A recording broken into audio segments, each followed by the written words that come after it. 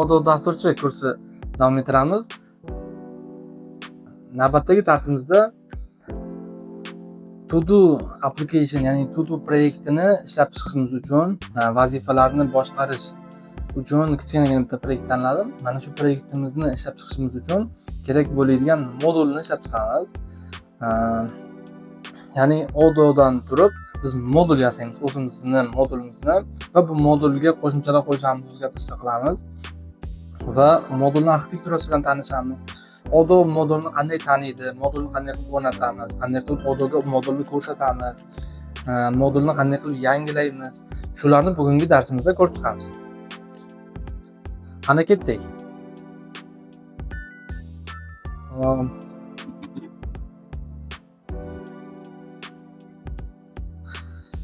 Mana shu To-do loyihamiz uchun papkalarni sozlab qo'ydim.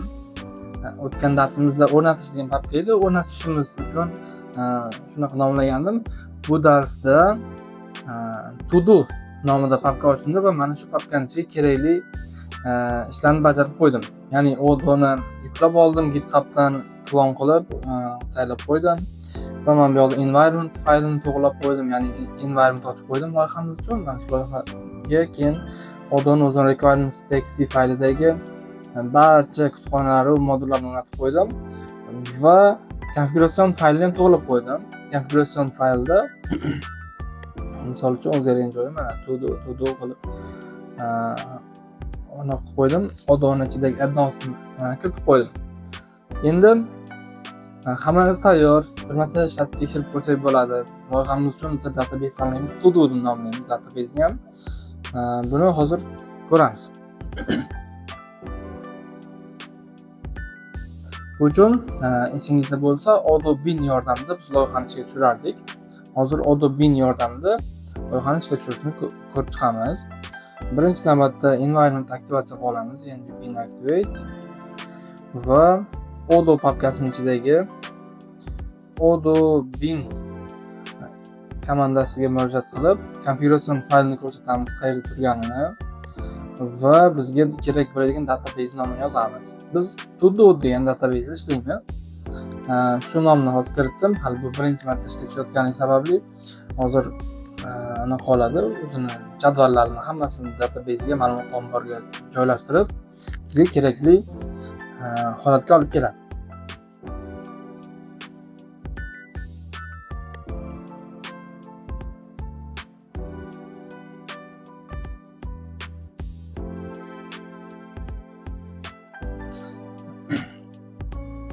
Mana bizning databasemiz tayyor bo'ldi.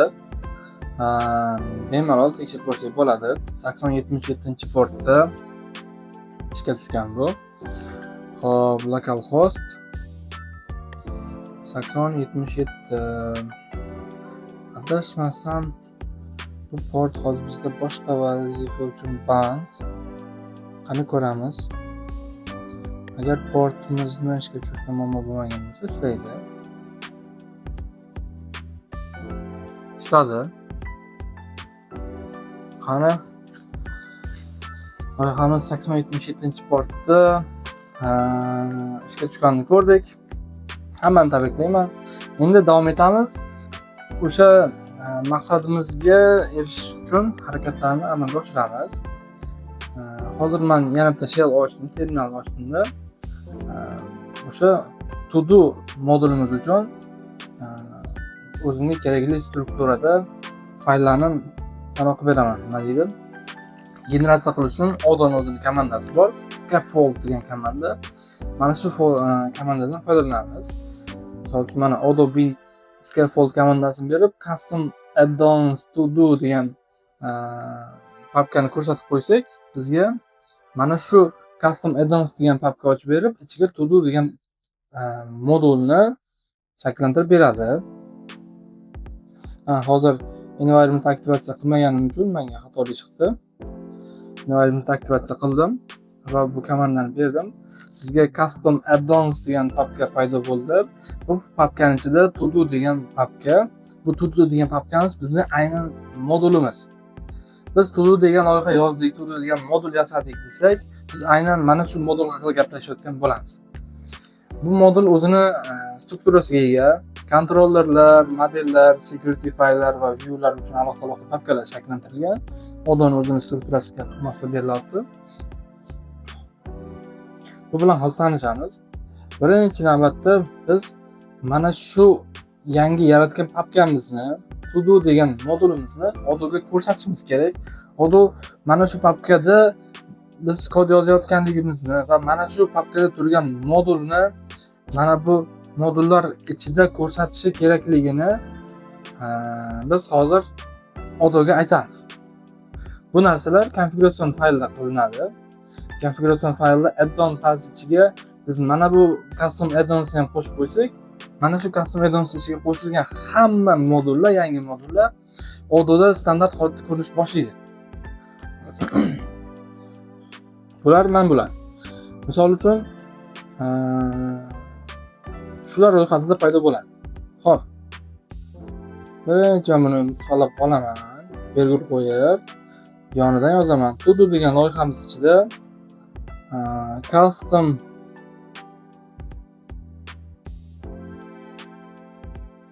add-ons degan papka bizga kerakli. Ya'ni mana shu papkani ham e'tiborga olib qo'y degan ma'noda biz Odoga aytamiz.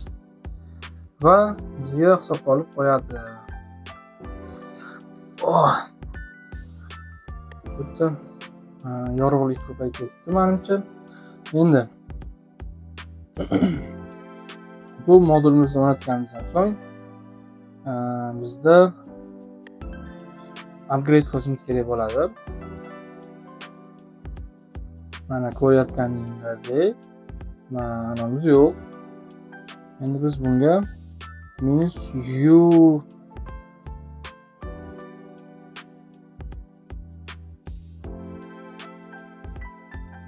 to-do deb bersak, to-do database'dagi ma'lumotlarni Ododa ham yangilab beradi.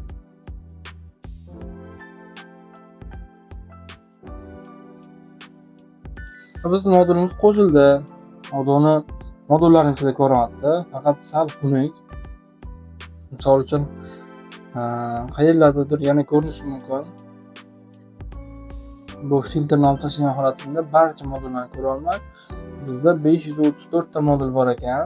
Mana shu 534 ta modullarning bittasida o'zining papkasi qaysi biriga nomi to'g'ri kelgan bo'lsa, alfabet tartiblaydi. Shundan keyin ko'rsatib beradi.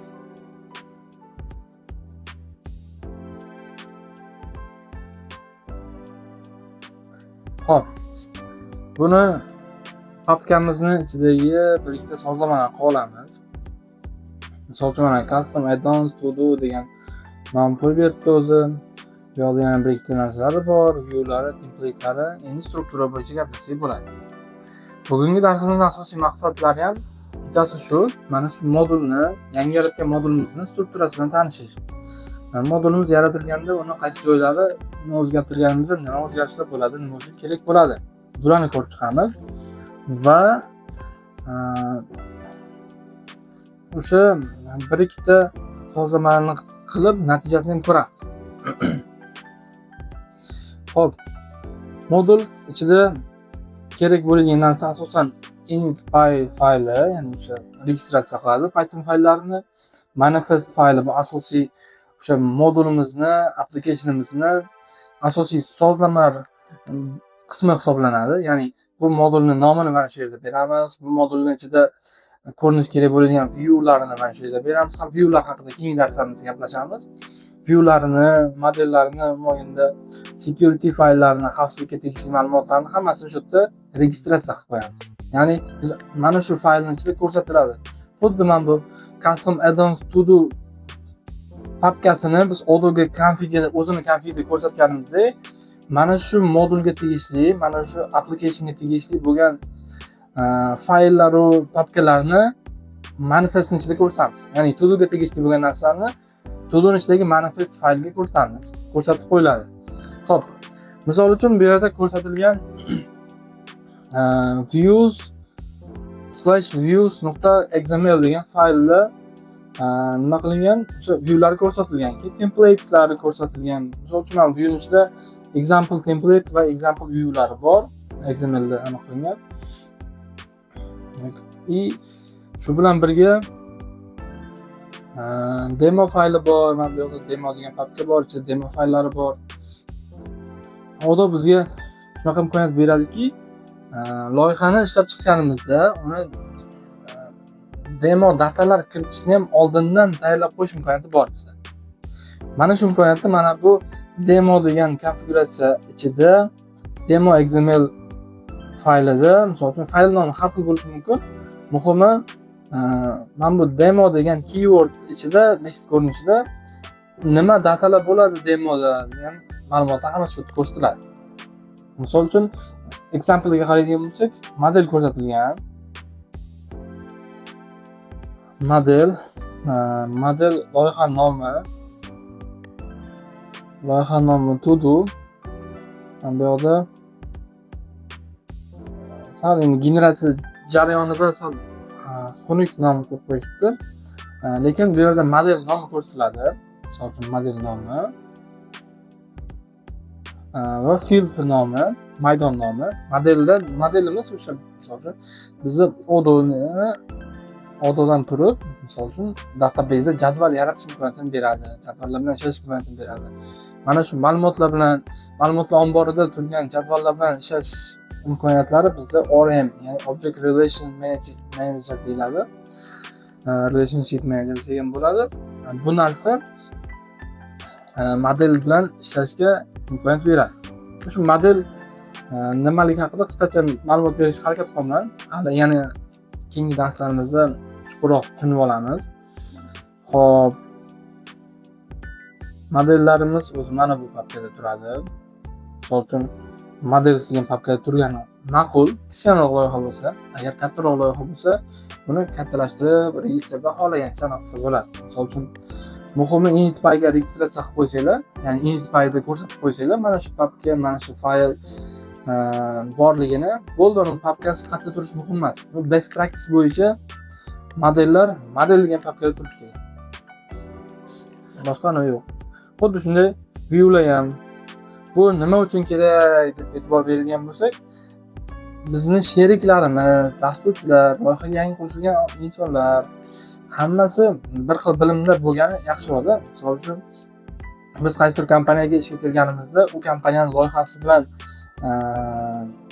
ish boshlasak, agar u loyiha biz bilgan bilimlar asosida strukturada qurilgan bo'lsa, biz u loyihani boshlab ketishimiz oson bo'ladi. Va mana shunday kollaboratsiya imkoniyatlari uchun ham bu best practice'da amal qilish kerak bo'ladi. Xo'p, security fayllari bizga o'sha modelimizdagi ma'lumotlarni UI dan turib, model deganda endi database tushunish kerak. To'g'ri database tushunish kerak.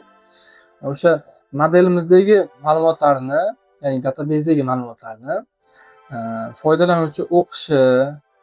foydalanuvchi, ya'ni o'sha veb-saytdan foydalangan inson. Misol uchun mana bizda veb-saytimiz bor. Shu veb-saytdan turib, biz shu model qaysidir joyda biz menyular, fayllar, viewlar qo'yamiz, shakllantirib qo'yamiz. Qaysidir unga kirganda, foydalanuvchi oynaga kirganda bu modelni ichidagi ma'lumotlariga ruxsati o'qishga, yozishga va u modelga ma'lumot qo'shishga, u modeldagi ma'lumotni o'chirishga ruxsatlarini mana shu security faylida biz boshqaramiz. ER model access CSV faylida misol uchun biz boshqaramiz bu ma'lumotlarni. Boshqaramiz deganda ko'rsatib qo'yamiz, belgilab qo'yamiz. Foydalanuvchining gruppasi agar registrator bo'lsa, u o'qishga va yozishga, o'chirishga, yangilashga ruxsati bor registratorda. Misol uchun ro'yxatga olingan insonlar. Endi agar foydalanuvchini gruppasi qanaqadir faqat ko'rishga, misol uchun mehmon bo'lsa deylik, mehmon bo'ladigan bo'lsa gruppasi, bunga faqat biz o'qishga ruxsat beramiz, yozishga, yaratishga va o'chirishga ruxsat bermaymiz. Mana shunaqa gruppalar kesimida biz loyihamizdagi ma'lumotlarni, ruxsatlarni boshqarsak bo'ladi.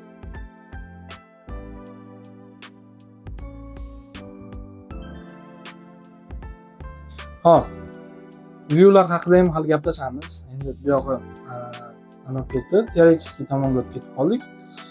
O'zimizga kerakli o'zgarishlarni to'g'rilab qo'yamiz. To'doni ichida summary yozamiz. Odo dasturchi